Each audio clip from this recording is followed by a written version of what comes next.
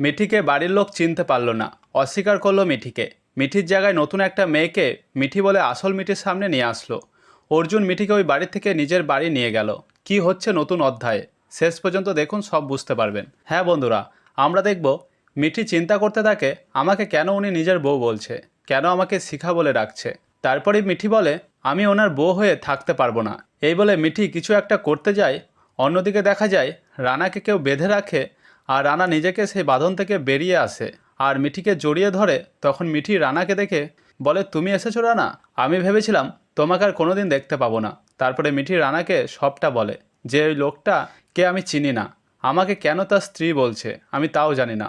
তারপরে দেখব মিঠি এতক্ষণ যেটা দেখলো সেটা তার ভাবনা ছিল।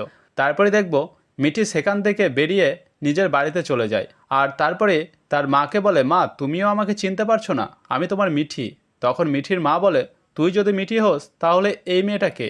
তখনই দেখা যায় সেখানে আরেকটা নতুন মেয়ে আছে যাকে বাড়ির সবাই মিঠি বলছে। তখন সেখানে আসে পুরনো অর্জুন, মানে প্রতাপ অধিকারী, আর বাড়ির সবাইকে বলে আমার স্ত্রীর শিকার এই অবস্থায় একটা দুর্ঘটনার জন্য। তারপরে প্রতাপ অধিকারী মিঠিকে নিয়ে সেখান থেকে চলে যায়, আর মিঠি যেতে চায় না। এইদিকে বাড়িতে খবর আসে রানার খারাপ কিছু হয়েছে, তাই সবাই কান্নায় ভেঙে পড়ে। তখন দাদি বলে সব কিসমত কি খেল। তো বন্ধুরা, আগামী পর্বে কী হতে চলেছে জানতে আমাদের সাথেই থাকুন। ধন্যবাদ।